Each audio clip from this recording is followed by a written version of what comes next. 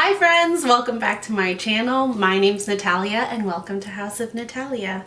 Today we're going to do a review on the Stellar Limitless foundation. This one retails for $38. I found this on Sephora.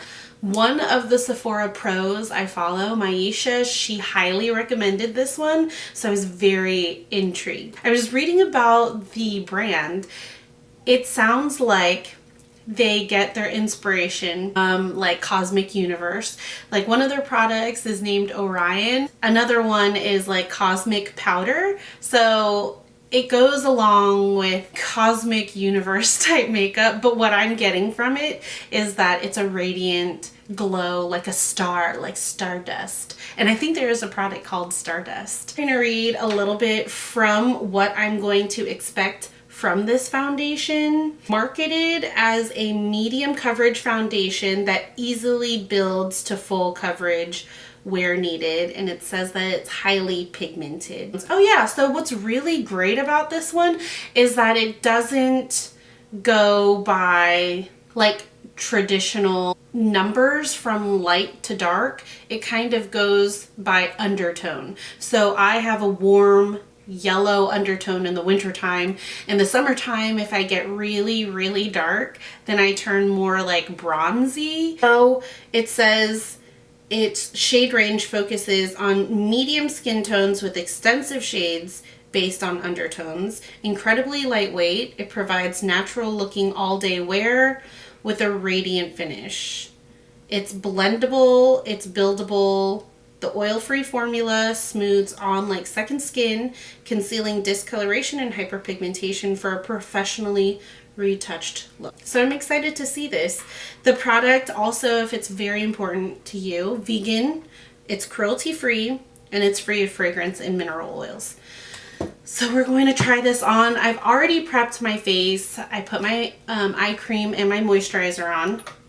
I don't usually use a primer with my everyday makeup, but since I am doing a review, I'll go ahead and use the Becca First Light. I think this is the First Light primer. Apply that one all over to the face. With my foundations, I really like to touch and feel it, so I'm going to be applying this one side of my face with my hand and then the other side of my face with a brush. So we're going to do one pump, and I love that it has a pump. Take a little bit. That's a lot that came out actually. Ooh. This looks like it's a good match because my face is a little bit lighter than the rest of my body. Take a little bit more. And it does feel so weightless on the skin. It kind of reminds me of the NARS Natural Radiant Foundation. So that is one layer with my fingers applied. And I love the feel of it. It is a little tacky, but we'll wait for it to dry down a little bit more. I like the color though.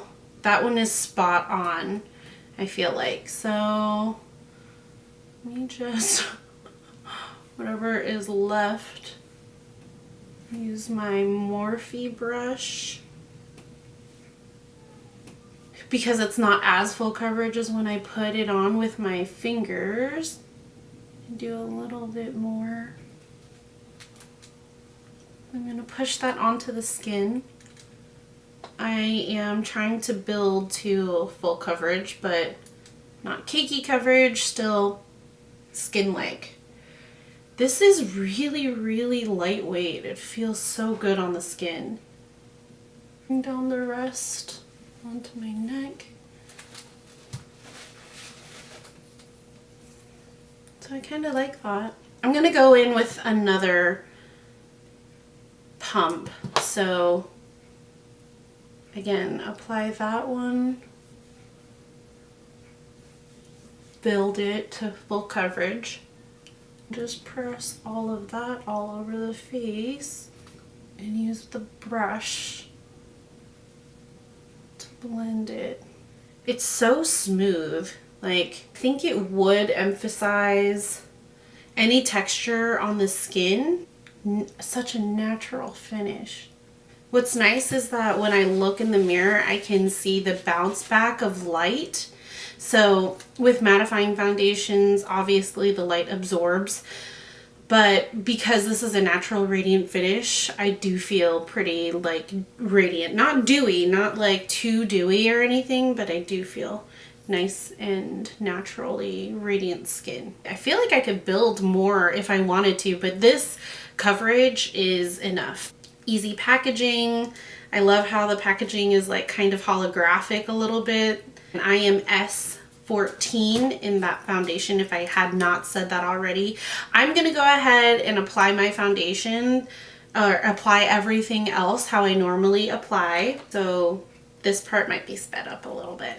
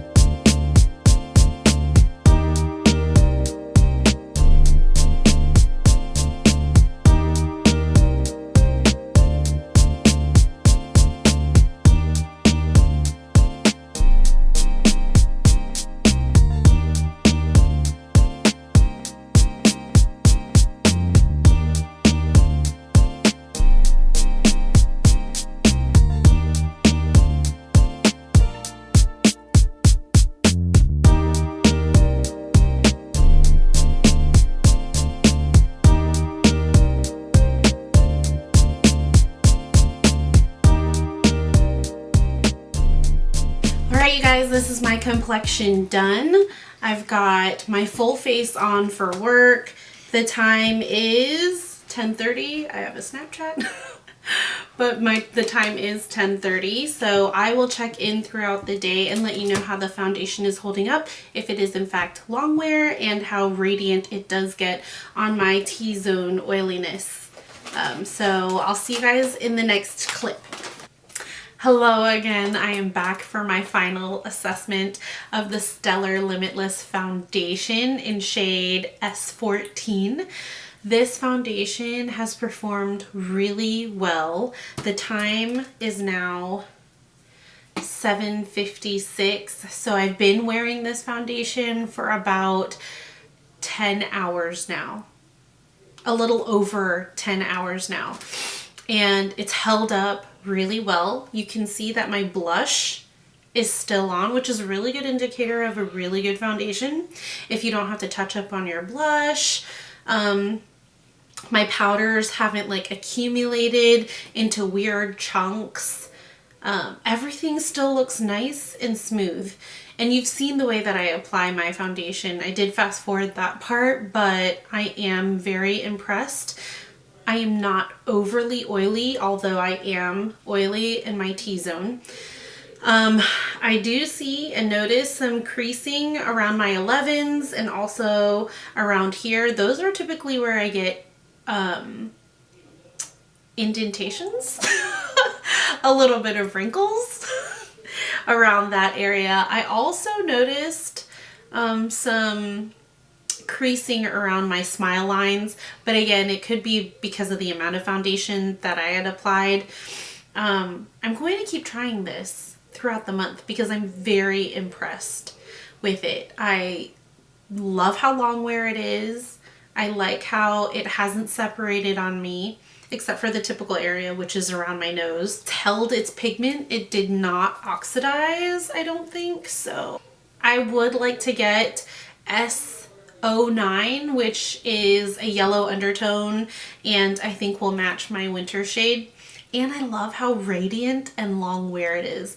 I know I've said that, but I like that look. It would be really good for bridal wear. So, you know, if you have an upcoming wedding or a special occasion, the foundation that doesn't look too matte, this is a really good option, especially for you like for anybody that's looking for a Longwear radiant natural dewy kind of finish. For $38, that's really great.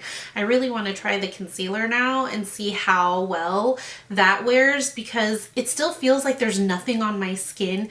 Sometimes with foundations you can't wait but to like take it off. You're like itching to take it off, and this one I don't feel that at all. It doesn't feel like there's foundation that's slowly gotten heavier throughout the day. I'm giving it 4 out of 5 because I know I can't give it a 5 yet, although this is a really, really good Longwear foundation for... I'm just surprised because I'm oily skin type and I just expected the radiant finish to be too radiant at the end of the day. But after 10 hours, it looks like this and I'm very surprised. I did not touch up at work. Usually I do blot around my T-zone. So definitely I blot around my nose. I did not do that today. I did not touch up anything. I didn't add any blush. I did add highlighter though.